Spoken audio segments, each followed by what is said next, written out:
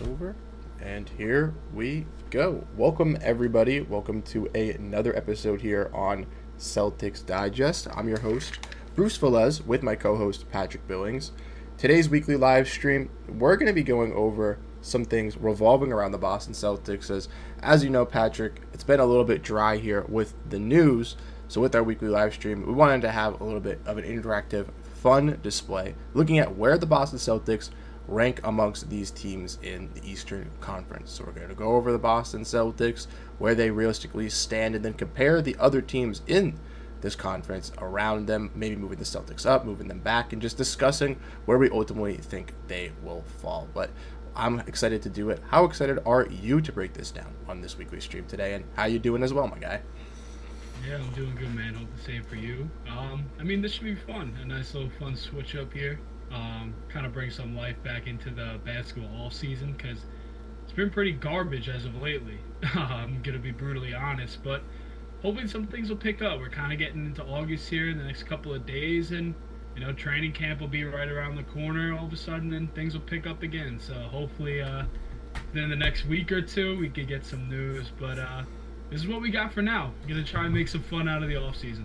Yep, and the Celtics did do something today. They did pick someone up on a two-way contract. Max Shulga, one of the guys that the Celtics did draft. So Patrick and I will have a video detailing that and some other training camp signings after this stream. So if you want to stay up to date on that and hear our words revolving around that situation, make sure to stay tuned to Celtics Digest by hitting that subscribe button and letting us know what you guys want to see on the channel with this off-season underway. But Patrick, let's get into it as we pull up the little sheet here for everybody to look at. We have a tier list here ranking these teams and breaking them down probably in the easiest way possible. Obviously, the 1 to 2 seeds, teams that I think would be in the Eastern Conference Finals, or teams competing for that type of role atop of the Eastern Conference. Then the middle of the pack of the rest of the playoffs, the 3 to 6 seeds. Then the 7 through 10, which would be slated as the play-in. And then obviously the 5 teams that will not make the playoffs. The Celtics, comparative with all these other teams, like we mentioned, are down here on this list, and they're going to be the team that we do start off with first. And Patrick, is going to be a collaborative list. So where would you think the Boston Celtics would go off rip, kind of before we kind of look at these teams? Where do you think we should place them? Yeah, so I don't know about you, but I do think that they still make the playoffs, just because, one, the East is pretty weak. But I do believe in a guy like Jaylen Brown and the pieces that they have right now that have kind of been around to kind of still keep it together and keep them in somewhat of contention. So I think for me, I think they could just get over the hump of the plane and kind of be in that 4 to 6 range. I guess more on the 6 side of things. But like I said, I still think that they have a pretty solid squad. They still got some pretty solid pieces. We know that there's going to be some moves still to be made.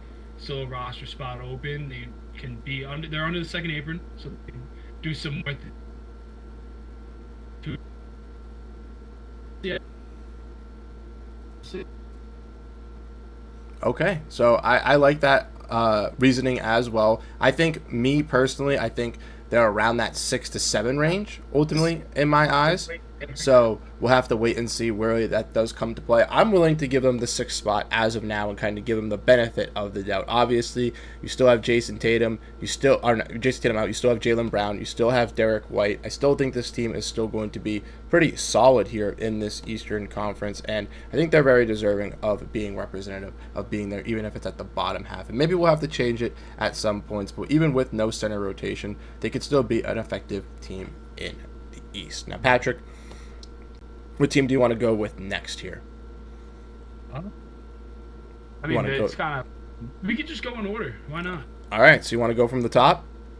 Let's go. All right. We could go from Brooklyn. Okay, sounds good. So Brooklyn. Brooklyn definitely not making the playoffs. I think that their draft was very questionable. They had a ton of draft capital, and everybody that they took other than Danny Wolf seems very questionable. Igor Demon was definitely the start of things, and they're just trying to put some pieces together. They don't want to really pay Cam Thomas some top dollar, and I think that's outrageous of them, me personally. But I just don't think that they're going to sniff playoffs anytime soon. Yeah, I'm not a big believer in the Brooklyn Nets, especially even though the Eastern Conference is viewed as a weaker one. I do see them as the worst team in the Atlantic Division, and with those 5 draft picks, like you mentioned, they drafted a lot of these same type of player and framework. They still have Cam Thomas as a restricted free agent, trying to negotiate with him, Michael Porter Jr., Nicholas Claxton, I guess the 2 veterans upon the roster here now with Cam Johnson being gone. But besides that, it's a bunch of just guys fighting rotation spots or filler players very much at that point. So I don't think the Nets are going to be a team very much in contention, and I do think they're not going to be in the playoffs. I think they're going to be towards the bottom here. Maybe not the worst team in the East, but one of the worst teams. Next, we could talk about the Charlotte Hornets. Charlotte, a little bit intriguing. Obviously, just won the Summer League here in Vegas, and even though it is Summer League, it's not big expectations. That just goes to show you they have some depth here with their young pieces, and adding Con Knippel, Ryan Kalkbrenner, Zion James, Liam McNeely to a roster of LaMelo Ball, Brandon Miller, Miles Bridges. If this team, can stay healthy with making the other moves that they have made, adding Colin Sexton and other Jazz with this roster, I do think they can make a little bit of noise here in this Eastern Conference. I'm going to put them personally, I think right now I'm going to put them into the 7 to 10 range. I do think that they can sniff the play in here. I don't know. Maybe they're going to be a team ranked around 11th here, so maybe that does push them back a little bit here when we get into some more rankings down the list. But as of right now, I would put them into the 7 to 10 range. What do you think? Yeah, so the Summer League championship, that was their first championship of anything. They've gotten in anywhere. But I could totally see them being the 10. Totally in the play, just because of the young talent they got. Maybe they could put it together, and like we said, it's super weak in the East. I could definitely see them more being the 11, kind of just missing it right there, like you said. But I could totally see them getting into that 10 spot. I think they got a lot of young talent, and I think that they can make a nice little push right at the end and actually make things happen. So I would totally believe that as well. Yeah, and I think both of these teams comparative to the Boston Celtics as well when looking at the Nets and when looking at the Hornets. Obviously, you have the Hornets who have some of the ex-Boston Celtics, Grant Williams being there. They picked up Drew Peterson, other two-way. They have some head coaches. They have Blaine Mueller, who was the old head coach of the main Celtics. They have Charles Lee, who was an assistant coach on the Celtics championship team. They're trying to build their new DNA and identity similar to how the Celtics did within Joe Mazzulla, and they're kind of in that building process, whereas the Celtics, even though they've went through some changes, still have those core pieces, like we mentioned in Jaylen Brown, Derrick White, potentially even Al Horford, Sam Hauser, Peyton Pritchard, etc., to I think kind of excel them a little bit more. Similar with the Brooklyn Nets, like we mentioned, all those young pieces, I don't think they have enough stature compared to the Boston Celtics. But with the Hornets, I do agree with you. I think they'll kind of fall in that 10-11 seed, and I think when we do look at some of these other teams here down the list, we can kind of get a better analyzation of them too. Yeah, absolutely. And then looking next to the Pacers here, I think this might be one of the toughest ones, Bruce, just because of no Tyrese Halliburton for the whole year. What is this team going to look like? I mean, they still have some pieces. No more Miles Turner, of course, which definitely kind of a blow for them. I can still see them kind of competing, though. I can see them right with where the Celtics are, but I could also see them as a play-in team as well. I think that Andrew Nembhard can be more than capable of, just running that offense. They still have Naismith. They still have Pascal Siakam. So they still have a lot of these guys that were just on the championship squad. But no Tyrese definitely hurts. But how much is going to hurt them? I'm not too sure as of right now. I think that they have, again, the guys to kind of just keep things together. But I think for me, I think they might fall into that same spot with the Celtics where I could kind of see them in that 6. I could also see them falling into the play-in spot. I'm feeling more play-in than I am more comfortably. Kind of just looking at these other teams that I'm looking at. I got a couple more probably ahead of them. But I think they'll probably end up being in that 4 to 6 range. But I think for now, I think play-in seems about right, unless you think that they're ahead of the Celtics. So I agree with you. I think a little bit comparatively to the Celtics, obviously, with their star player getting injured in a very similar injury as well, tearing his Achilles, it's not that great. The Celtics, I would say, arguably have a little bit more star power up front, where the Pacers, as we obviously know, have the depth to kind of key and fill in those pieces. The Celtics obviously lost Jrue Holiday and Kristaps Porziņģis. They have a little bit of a hole at the center position. The Pacers also lost Miles Turner, too. So they have a big hole at their center position as well going into the season. So I think, like you said, I think if there was a tier that was kind of just set for both of these teams. They would both be comfortably in it just together, where it's just kind of like injuries could keep them questionable because we don't necessarily know if some of these younger teams are going to look a little bit better. Maybe these teams do kind of sell off their players and maybe tank this season because they do have their first round picks. I know Celtics and Pacers both do. If not, maybe they do try to stay afloat, try to be in a little bit of competition and still make some noise in the playoffs. I do think, though, the star players do overcome the depth at some points, and I think that's where my bias is going to come into play with putting the Pacers below the Boston Celtics. I will say I do have them higher than the Charlotte Hornets, though, and I think you could agree with that as well, right? Yeah, absolutely. Okay, so we'll keep them there for now, and like we said, we can adjust them as we kind of go through looking at some of these teams. We can move the Pacers, move the Celtics kind of into these more comfortable categories once we have all 15 teams discussed, but I think right now this is looking pretty solid.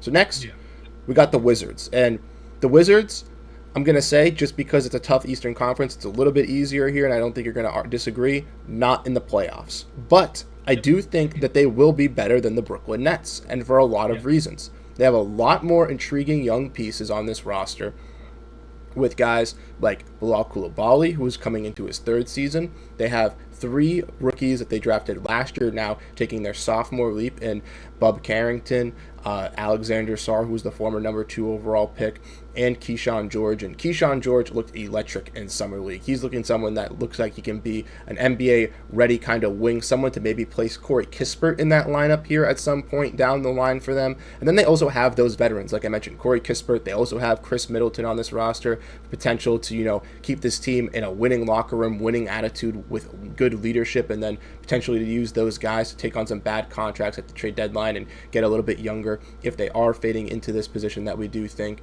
But then they got AJ Johnson. They got their guy Trey Johnson, who they just drafted as well in this draft.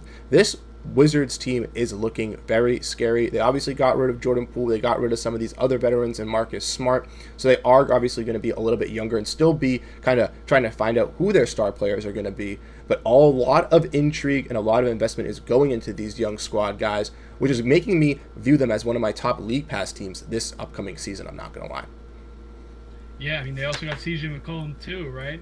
CJ McCollum as a veteran, and Cam Whitmore. They also got your boy from Villanova in a trade as well. Yeah. Another young, unproven, untapped prospect that could maybe blossom for them down the road. So they're taking these flyers on these guys that could potentially blossom for them while also still having a young core to build around them to kind of figure out who that number one option is really going to be and take that step. Yeah, I mean, they definitely got all the young talent that they need. They're kind of just building off the young talent, just trying to see what they have. But it's all about putting those pieces together and making sure that they play as a team and not just for themselves to kind of prove their points. I've definitely seen some talks on a possible Chris Middleton buyout there, which I also wouldn't be surprised. I mean, I don't think he should really be rotting in Washington. I mean, probably neither should CJ McCollum, but after everything that he did with the aprons and all, he probably deserves it. But yeah, no, I think that they have some future promise, but as of right now, I don't think they're going to be able to put it together that quick. Maybe they'll surprise us, make the play-in. I mean, like we keep saying, they got the young talent.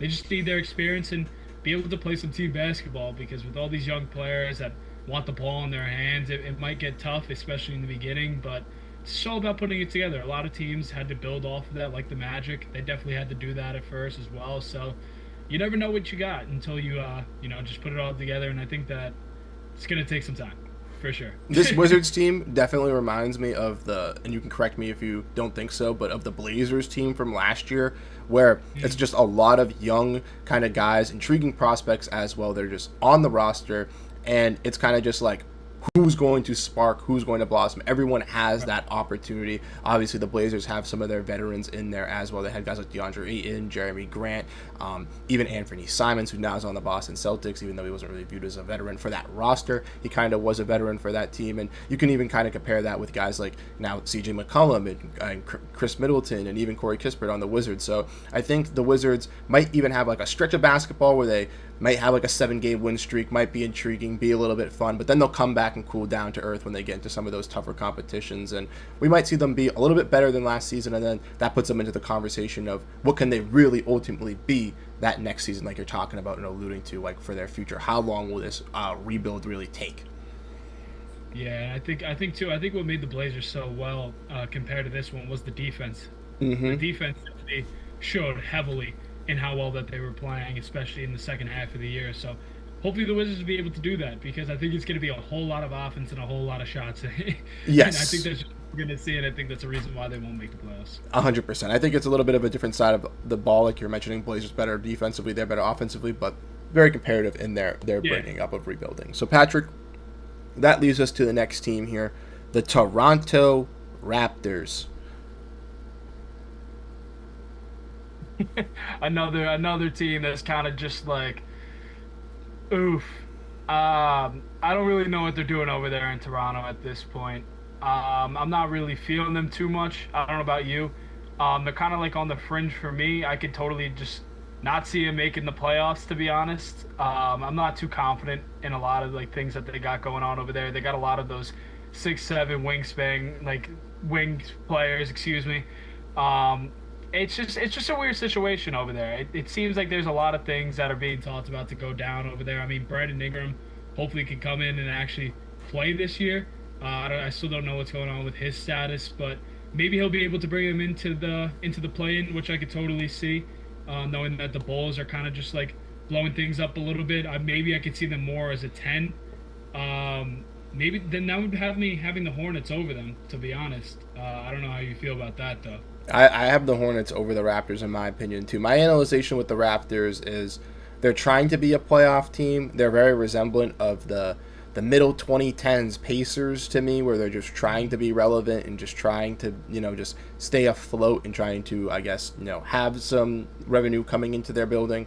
Ultimately though, with their wing rotation, how much Brandon Ingram and RJ Barrett both play isolation basketball, command the ball in their hands, and the ability to not really have any off-ball creators or shooters like Emmanuel Quickly kind of can, Grady Dick kind of can. He's a little pretty solid cutter as well, but like unless Ochai Agbaji or Jonathan Mogbo or any of these like untapped guys that they really have there are taking these next leaps, it's once again just going to be another defensive team. They drafted Colin Murray-Boyles, who's going to be solid for them, but I think just kind of fits into that mold of the small ball 4-5.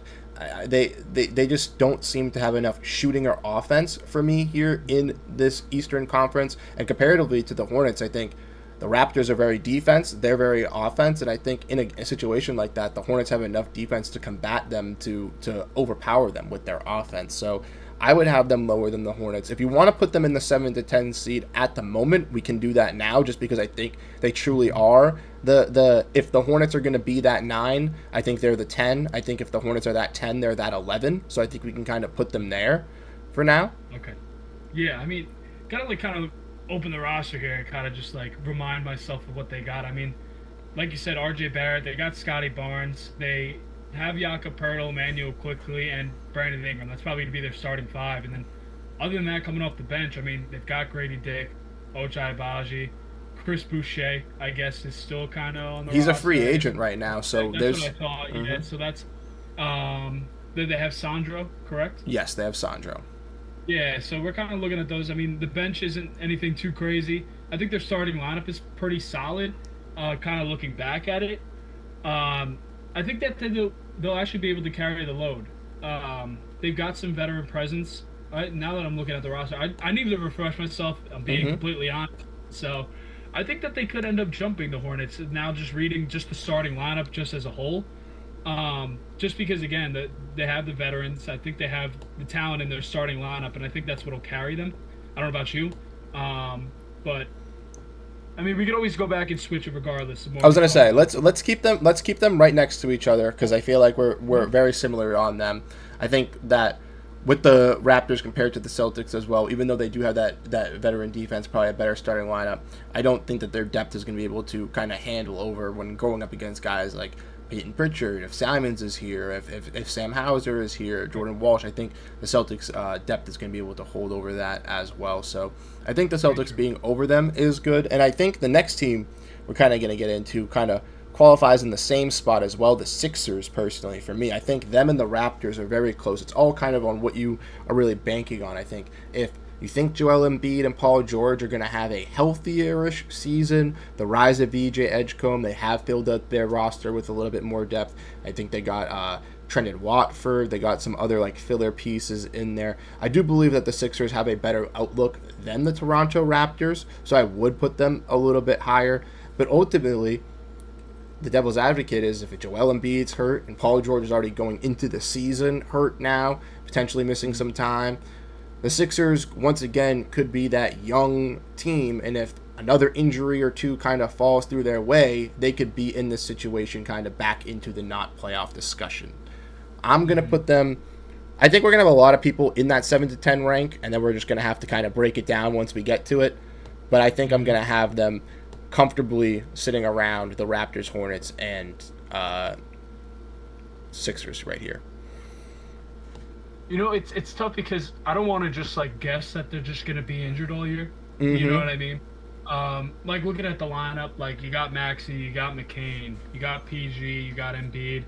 I mean, they have VJ Edgecombe, who looks incredible. Mm-hmm. They still have Drummond coming off the bench as a backup.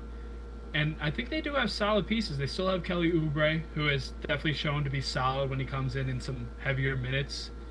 They have Eric Gordon, I guess, now as well. I think they have some solid pieces. I think that it's all about Embiid being healthy, realistically. I mean, I think Paul George is going to kind of have to be like that 3rd to 4 option at this point, just because he's not playing too well, kind of being injured. Just kind of have to play his role, which definitely sucks to say because, I mean, love Paul George, but I could totally see them being a 7 to 10, but if we're just talking about them being healthy, I could so see them being in that 3 to 6 range too. Okay. Do you want to put them above the Hornets and the Raptors then for now? Because I can agree with that as well. Okay, because and keep them like healthy, next. I think that they could be real fucking good. I really do. Like I'm pretty confident in that. Okay. All right. I'll put them above. Embiid.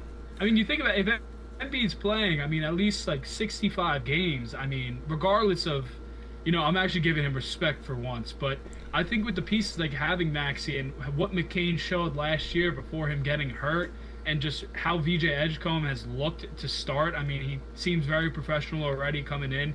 He can score at all levels. He's extremely athletic. You got a guy like Kelly Oubre who's kind of like the same way. You could score at all 3 levels. He's pretty athletic. Paul George, maybe he'll, you know, have a little bit of a boost, but you know, they have the pieces there. Drummond, a great backup as well. I think that if they just stay healthy, they could easily be in that 3 to 6. Okay, I'm getting swayed by you by this conviction right here. It's hard right now. Once we put everyone in, we can kind of go back. Exactly. I think with healthy wise, I think you can put the argument for them to be in this category. Ultimately, seeding them healthy is a little bit different, but the 2 teams above them also are going in with injuries too. So that I feel like these 3 kind of are very similarly kind of put together in that category here where they're going to be all close. So next, Patrick, let's dive in. A team that made a huge leap last year in the Eastern Conference, the Detroit Pistons. They soared up. They had the worst record in the Eastern Conference and tripled their win totals, moving up all the way. What are your thoughts on the Detroit Pistons? They made some smaller moves, didn't make any of the flashier ones, but definitely added some more depth to their team by bringing in guys like Karis LeVert into their roster, Duncan Robinson. Where are we placing the Pistons?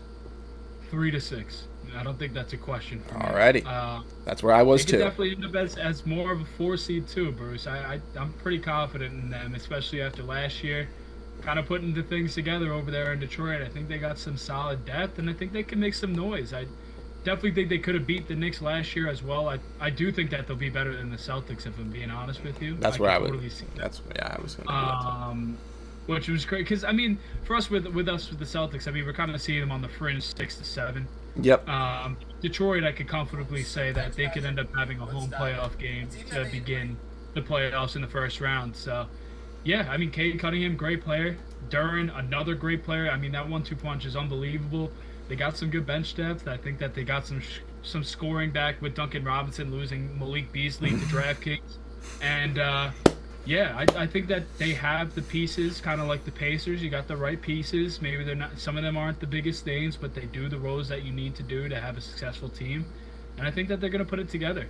And I think the Pistons, also have two young guys as well that you didn't really mention as well that are going to be very key for their development as well. Not only do they have Cade Cunningham, who's taken this rise as, a pretty solid scorer, playmaker, one of the better younger two-way guards. But then you got Jaden Ivey, who can be a solid scorer and be, pretty solid volume shooter as well for them from three-point range, kind of working that secondary point guard room. And then Ron Holland had an exceptional summer league here. And Ron Holland, I know you know this from being, a college guy, someone that watches high school, someone that was consensus top pick going into his draft class. Obviously went to the G League Ignite. That kind of stunted his growth and I guess progress in that draft class alongside a guy in Matas Buzelis. But both of those guys, even going to the G League Ignite and being, I believe, pick 7 and pick 10 or pick 11 with Ron Holland, have made some good improvements for those teams, and I think could be those solid filler pieces. Ron Holland as a lob threat and a defensive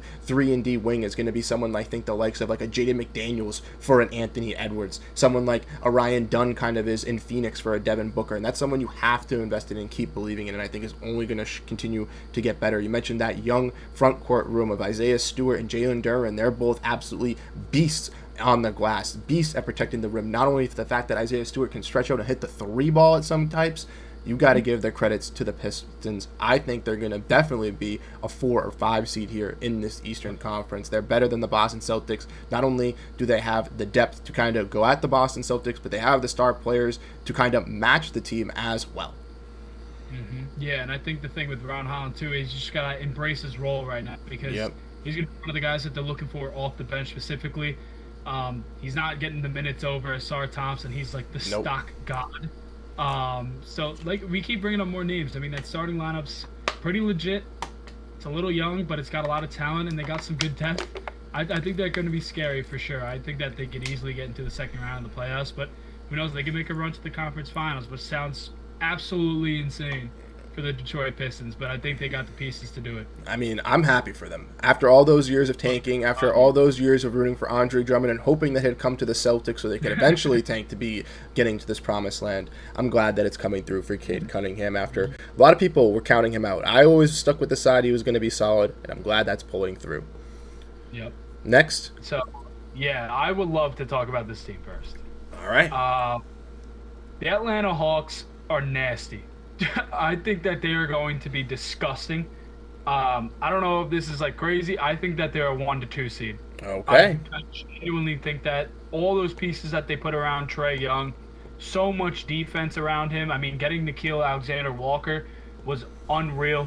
I think Kristaps having the spacing there, and they still have Onyeka Okongwu who could play next to him because he played next to him with Capella. So, like, he can kind of run that too big. But also now with him stretching the floor too, that gives him so many other options. Jalen Johnson coming back off of injury, had an incredible year before injury. And then the Great Barrier Thief. I mean, he had an unbelievable year last year as well. I think they just have every single possible piece to get Trae Young over the hump. We saw him get to the conference finals with a lot less pieces. Now he's surrounded by a lot more defense to at least cover some of his crappy defense. But he's one of the best facilitators in the league. And he's got all these options around him. I think they're going to be gross, honestly. Yeah, I think the Hawks, if we're gonna do regular season, I think that they can definitely be one of these 1 to 2 seeds, because I think that in the regular season this team just meshes completely well. Like you mentioned, Kristaps playing alongside Trae Young is going to be a perfect pick and pop kind of. I know he's not the lob threat obviously because he can't really jump, but he's still going to be able to catch some of those passes and throw some of them down for Trae Young. Work in the pick and roll alongside of him, be a stretch big alongside of him. You mentioned Onyeka Okongwu kind of playing that smaller ball 5 for them, that aggressive offensive rebounder to kind of counteract. He can kind of stretch the ball.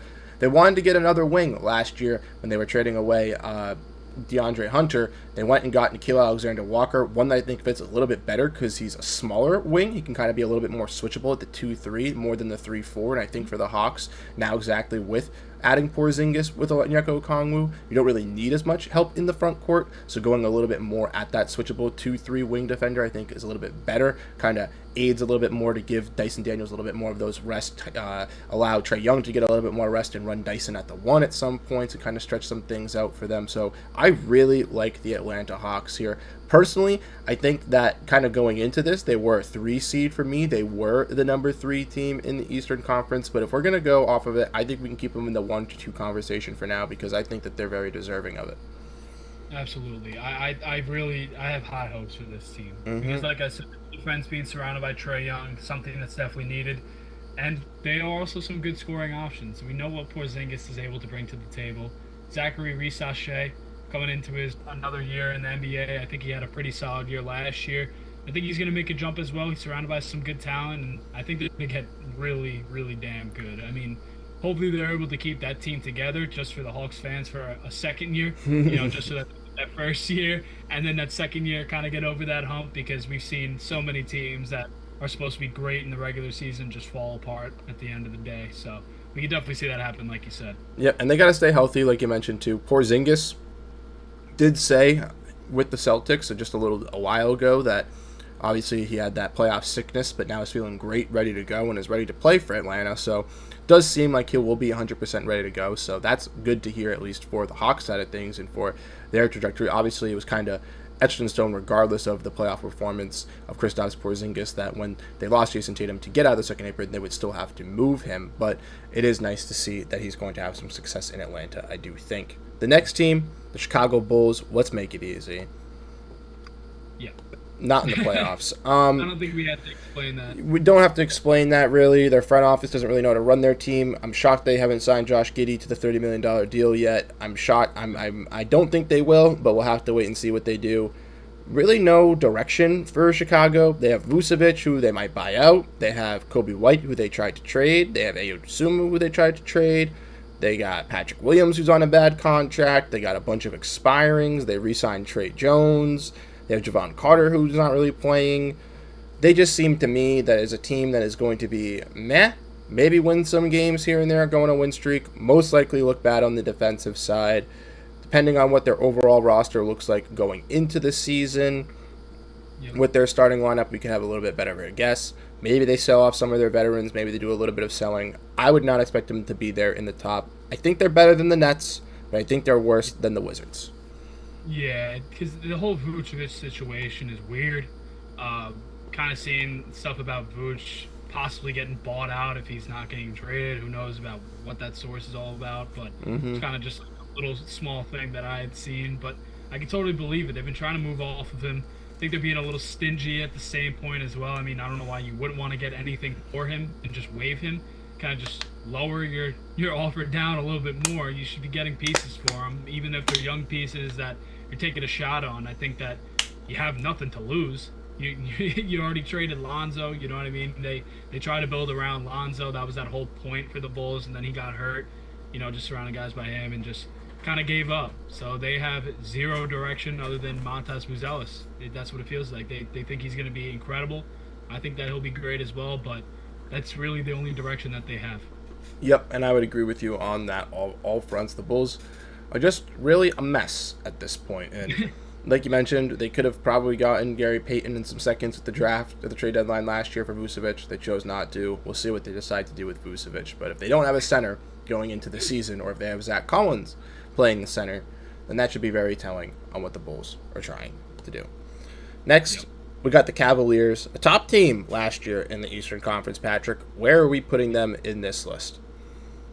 I feel like I would like to respect them and put them back at that 1 seed. Okay. I think that they're still going to be great. I think they got a lot of experience last year. Kind of being in that spot already, and I think that definitely helps them out. And they still got all those pieces. I don't think they really lost much.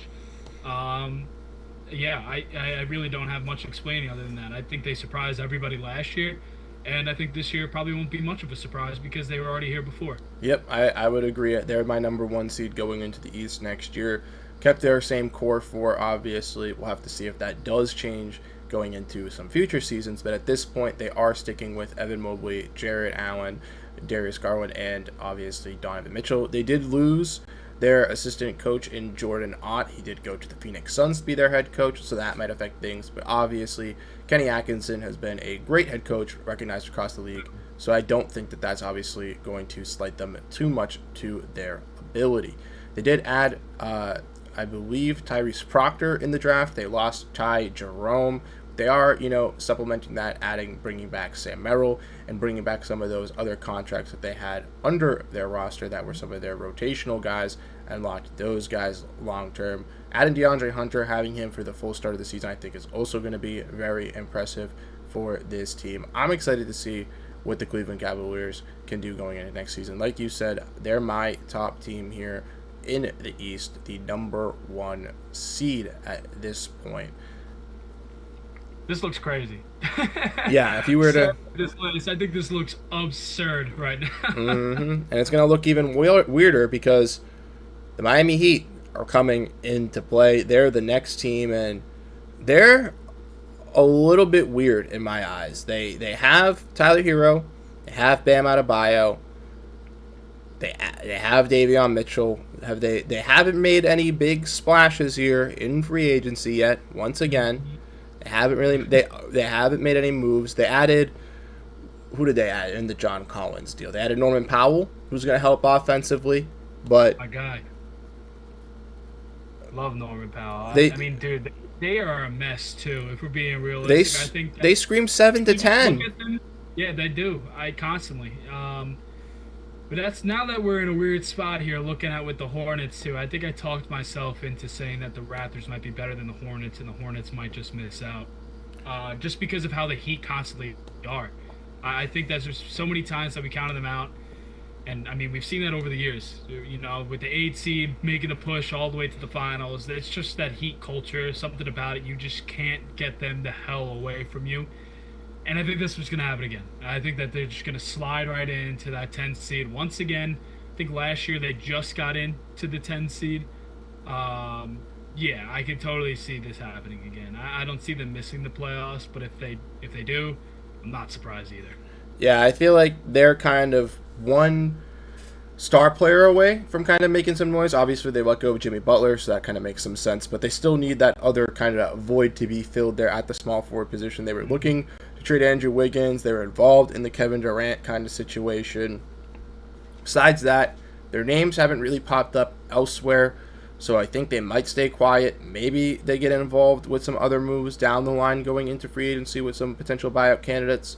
But I think the Heat kind of situated where they are. They're going to be better than the Hornets. They're going to be better than the Raptors. But they do fall themselves into this 7 to 10 spot. And I think after we look at some of these next teams, we can kind of adjust some of these teams in this tier list. Because I think, unfortunately, the Hornets and the Raptors are going to be kind of falling themselves into that not playoff situation, if you agree. Yeah, I definitely agree, for sure. Where do you think the Raptors and Hornets will go? You want to keep the Raptors above the Hornets?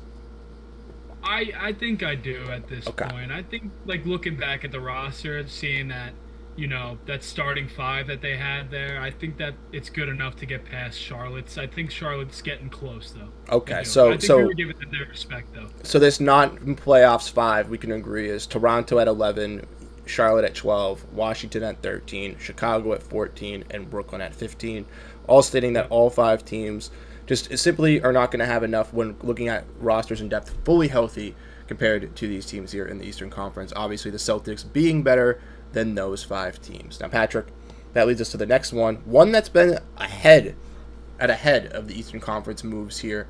The Milwaukee Bucks. Giannis Antetokounmpo, a lot of rumblings of him being a potential trade candidate. The Bucks made sure to silence all of that by waiving Damian Lillard, signing in Miles Turner, and bringing in a lot of veteran minimum contract guys as well. They brought in Cole Anthony on the buyout. They're realistically just trying to throw everything at the wall to keep Giannis happy and to try to build a team that can stay relevant and afloat in the East. I think they're going to be a playoff team. Where do you think? I think they're kind of bummy, other than Giannis, if I'm being honest with you. I think that they're going to be a 7th seed. Okay. If you just look at the roster that they have, it is not impressive. Besides Giannis, and that could totally take them out of that 7 to 10 range just because of who he is. But I think that their roster kind of stinks. I kind of go take a quick look here. But if you just take Giannis out of the picture, it's not the best look. Cole Anthony, we've seen him done some solid things down there with the Magic. AJ Green did some great things for the Bucks as well. Gary Harris, Andre Jackson, Kuzma. Yeah, I mean, Torian Prince and Bobby Portis, Kevin Porter Jr. really hasn't been able to show too much. And that's really it. I mean, Jericho Sims hasn't showed much in his career. Ryan Rollins getting some time. Then they have Gary Trent and Miles Turner. It's just like kind of like these all over the place role player-ish guys that are kind of getting a little bit more of a bump in minutes over here in Milwaukee because there's not much talent. I really don't think that they're going to be that great. I think the 7th seed would probably be perfect for them. Okay, so you think a little bit lower than them. I can see them being like the 6, 7. I feel like they're. Oh, why did I say that? 6, 7. 6. But I think they kind of fall between where the Celtics, Pacers, and Sixers kind of fall. I would put them above the Miami Heat. Where do we think they kind of fall retrospectively with these teams? Dude, I think I have higher hopes for the Sixers than I do for the Bucks. Okay. I think that the one wild card here is just the Pacers. Oh, man. We can go back to it after these two teams. We don't have to. Let's leave it right there for now. I think these next two will be a little bit easier. Yeah, and I think these two ultimately, I think we can kind of agree, depending on if we want to switch one of these 1 to 2 teams. I think both of them are going to fall into that 3 to 6 category, kind of rounding out that potential 4-5 spot, and that is the New York Knicks and Orlando Magic. First, we'll talk about the Knicks. Patrick, kind of get into them a little bit, and then I'll talk about the Magic. Yeah, I think the Knicks will end up falling into the 4 seed behind the Magic. Okay. I think that the Magic will end up being a 3 seed. I'm talking about all health here with everything that they got. I think that the Magic defense, we've seen them more than enough times to see that the talent that they have. But we're just talking about the Knicks here. I think that there was a lot of things that we saw with the Knicks that they were missing. A lot of defensive issues with Karl Anthony Towns and Jalen Brunson. Mikal Bridges not really able to kind of get the scoring that you wanted from him last year. But I think they do have a lot of great pieces still, and I think that getting to the Eastern Conference Finals definitely helps this team out a lot. But looking at the 3 teams ahead of them, I think that they're better teams. I think the Cavs, of course, just talent-wise, defensively, they're going to be better. I think the Hawks are going to be better defensively, and the Magic definitely are better defensively. I think all 3 of those teams are going to give the Knicks issues on the defensive end, so that's why I would put those 3 ahead of the Knicks. Okay, so speaking on the Knicks end, they obviously got Mike Brown. I think it's a little bit of a better hiring. I think obviously it's a little bit very similar to Tibbs in the play style and kind of the same type of coach, but I do think he's a little bit better offensively. I do think he will kind of lean into that depth of the New York Knicks a little bit more. They just got Gershon Yabusele to kind of replace that Precious Achua role. Sorry, I blanked on his name, but they got him to replace him. They have kind of, still staying with Jordan Clarkson as well. Yep, they got him off the bench. So they have added some key veterans to this team. I do think that, I know our guy Chris is a huge Pacome Dadier fan over on Knicks Digest, but depending on how that kind of looks, maybe they do go look and add another wing defender. Maybe they're a team in a Amir Coffey kind of potential buy-in as a low free agent or something like that to add some depth for them. That could be a move I could see for the Knicks that I really like. But ultimately, I do think their offense is going to look a little bit better. The same question still does arise with me, obviously, with the defensive end, with obviously Karl Anthony Towns and Jalen Brunson being on the court together. Obviously, we're going to have to see how these wings do play. Mitchell Robinson, going to see if he can stay healthy the whole entire season. If they run a little bit more double big lineups, running Cat at the 4, I think that will give the Knicks a little bit of a better spot.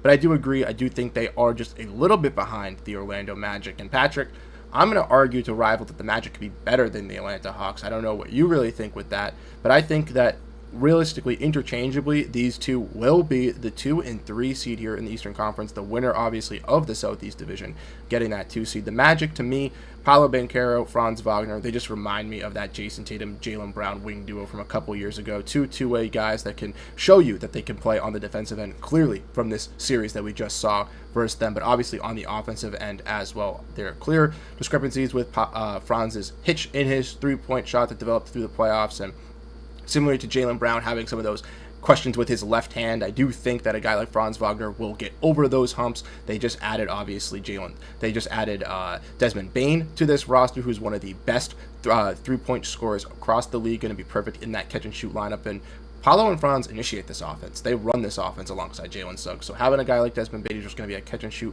guy who fits, I think, a lot better than he did in Memphis is going to really rise them up the stakes. They added Tyus Jones as a backup point guard. They really insulated this team, got the shooting that they desperately needed. And we talked about this Orlando Magic team when we were playing against the Celtics. They gave them a great series going to 5. Now, could you imagine adding Desmond Bane and having a healthy Jalen Suggs going against that Celtics team? It most likely gives them to 6. At least 6, maybe even 7, and potentially the Magic even winning that series, which just goes to show you how deep this team already was. They already had those injuries that really held them back, which made them the 7th seed. I truly think if healthy, Paolo's going to take that leap similar to Anthony Edwards, and they're going to be one of those top teams in this Eastern Conference. Yeah, I mean, I could totally see a lot of flip-flop within those 2 to 4, even with the Pistons at 5. I think that there could be a lot of flip-flop and kind of just like towards the end of the season, they're just split between 2 to 3 games. I think it could be that close. I just put the Hawks over them just because of experience and just being like having a lot more veteran guys. The Magic still haven't been able to get over that hump yet, so I think that's just respectable to them. But I think for the same reason that they're over for the Knicks, I think just defensively, those 3 teams are better than the Knicks. The Pistons, I think that the Knicks are better than the Pistons, but the Pistons could definitely give them a run for their money like they did in the last playoffs. I thought that the Knicks were going to lose to the Pistons, if I'm being honest with you, just the way that it was looking. But, yeah, I'm liking the top of this list, I got to say, Bruce. I think the Sixers one is nagging me a little bit. Okay, we can... I think if we're looking at just health and the depth that they have, if they just do that, I could see them being a 6 to 7 seed. And it makes me more confident saying that because I don't know what the Pacers are going to be like. Okay. So I'm willing to do that. I think we can confidently say the Cavs are going to be the 1. Then we can say interchangeably these are probably going to be the 2 or 3. I'll stick with the Hawks with what you're saying with the veteran presence. Trae Young being in the Eastern Conference Finals, already having that experience. I do trust them a little bit more. I do think as a regular season team, like we just mentioned, the injuries and stuff, I think they have a better track record, have a little bit more depth to stay healthy. So I'll keep the Magic at 3. I think the Knicks stay at 4 over the Pistons for the sheer factor that they are going to probably win the Atlantic Division. So I think they will have a little bit more wins playing against teams like the Nets and maybe the Raptors, 2 teams not in the playoffs. So I will give the Knicks a little bit of an edge over the Pistons, but I would not be shocked if they're close. Celtics, I will say, are a little bit inching closer. I think we can agree the Sixers move past the Pacers. Move past the Pacers here. Do we want to say the Sixers move past the Celtics potentially? Do we want to put that into a conversation? Because I could agree with that too. As much as it hurts, I think that's what's going to happen. Okay. I do think that the Celtics could fall into that 7. And do we think the Celtics are better than the Pacers, the Bucks, and then the Mavs? I do. Okay. Do we want to switch these two? Yes, I do. Okay. Just because, to be honest, I think we disrespect Giannis. I mean, it's crazy to disrespect the Pacers. But we're kind of running out of room here, but I think that they're just the biggest question. They're probably a bigger question than us. I think they still got the pieces, so all respect to them. And then, I think the Heat, I really, just from the past, I think they're just going to be able to squeeze it out every single time. Yep. But if they don't, it's going to be the Raptors. I think if you put the Heat and the Raptors in a game where it's game 81, winner moves to the playoffs and gets the 8th seed, loser gets the 9th seed, the Heat win probably 15 to 16 of the times compared to the Raptors. So I will give them the edge over the Raptors. I think we did identify this, I think, to the best way possible. I think the Bucks being over the Pacers, not to mention the fact that the Pacers now have no Miles Turner. The Bucks do have Miles Turner and Giannis. That front court presence, I think, is going to be a big difference in their games there. Obviously, they have a little bit of that guard play with TJ McConnell, Andrew Nembhard to kind of replace that, which is going to be very vital for the Pacers comparative to the Bucks, kind of, like you mentioned, straggler guys kind of competing for those guard spots that they are bringing in.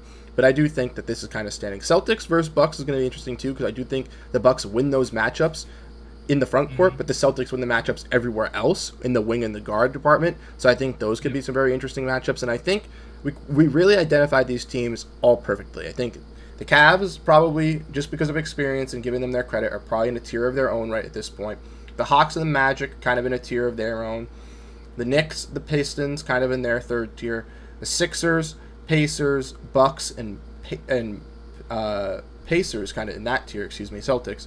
The Heat and the Raptors, and then and the Hornets, and then the 3 bottom ones kind of there. Obviously, broken down into where we think they will fall. We could see some changes. There could be some more moves in the offseason, right? It is August. It is a little bit dry. We don't really see much. But, Patrick, there could be a surprise trade out of nowhere. We saw Karl-Anthony Towns get traded, day before training camp last season to the New York Knicks. We saw DeAndre Ayton a couple of seasons ago get traded the week before training camp to the Portland Trail Blazers. Trades can just happen out of thin air. There's still an abundance of free agents, guys like Jonathan Kuminga, Josh Giddey, Quentin Grimes, Cam Thomas, and it's expected that those guys will go back to their respective teams, but there's also the possibility that they get involved in a sign-in trade or potentially even in a bigger deal down the line if another free agent gets frustrated or some team inquires about a potential player and the deal strikes hot. So there's a lot of changes that could still be happening, but I think overall from looking at this Eastern Conference, this is a great depiction of it. And I think if the Celtics, going back to the Celtics here, to kind of close it off, 7th in the Eastern Conference, with Jaylen Brown, with Derrick White, with this roster, with no really center core, I think that's pretty solid. I think that's a good spot for them. Yeah, I think it depends on all these other teams too. Yes. The Celtics are still in a weird spot right now. I think that they're going to put it together when all things are said and done. But I think this could probably be their floor. Mm-hmm. The 7 might be their floor, maybe even the 8 being their floor. I definitely don't see them not even making the play, and I don't think that's even in the question. There would have to be a lot to happen for that to happen. But I think that this is probably around their floor. But their ceiling, is it that high? I probably don't think so either. I think there could be a mid-tier, like a 4 to 5. You never know what happens just throughout the season, but I think that their floor is just around this area, and who knows? I mean, they still got the talent to get things done and beat a lot of good teams because they've all been around for a while and got one of the best coaches in the league, in my opinion. So I would agree, and I think the highest for me would be 6. I think the lowest for me would probably be 9 or 10. I don't see, like you mentioned, depending on all the injuries, all of that stuff that's coming into play. But there is one team that's not in the playoffs that I could see maybe making it where the Celtics don't. Maybe it's the Raptors, maybe it's the Hornets. Right. But I even think at that point, a team like the Heat or the Pacers don't make it. I think the Celtics are ahead of them enough to where they're kind of chilling. So I think from what we can kind of agree is that they will be kind of in this situation. I know it's been a topic amongst the fans. Should they tank? Should they not tank? Where should they really place themselves? I think me and you kind of understand that they'll be a relative playoff team. Obviously, maybe not a difference-making one. Maybe a team that loses in 5 games, potentially 6 in the first round, but at least is representative of winning basketball and being there, kind of doing so. Exactly. Yeah, I think we're still in for a good season, though. I think it's still going to be fun. It'll be good to see some new guys, see some talent coming in. I'm excited to see Anthony Simons. As of right now, anything could happen. Hopefully Niang gets some love. I'm trying my best to open up a little bit more, just kind of try and be positive, but I'm interested to see what's going on with Minot and Luka Garza as well. There's a lot of interesting pieces, man, and just the elevation of Peyton Pritchard. I think that's probably the most exciting thing as well. Yep, and I really do think that this is going to be one of the most fascinating seasons as a Celtics fan in the last couple of years, where last years we've had these high expectations before we won the championship, even after we won the championship, of being a championship contender.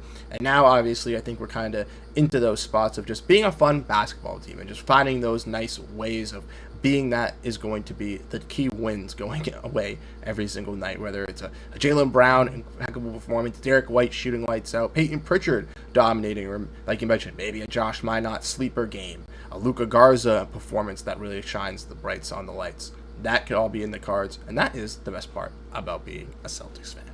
Thank you guys so much for tuning in, showing your support, being here on this weekly stream. It was an absolute fantastic one. With it being a little bit dry, Patrick and I are going to be doing these types of live streams more in the future. So let us know what you guys would like to see as potential live streams as we do kind of go through the weary weeks and months getting ready for the NBA season. But once there is news revolving around the Celtics team, we will have you guys notified on everything. So make sure to stay tuned by hitting that subscribe button, letting us know down below in the comment section your guys' thoughts on everything, and making sure to hit the like button. Without further ado, we'll be signing off. And once again, thank you guys so much for tuning into this weekly live stream. So have a great rest of your day, and go Boston Celtics.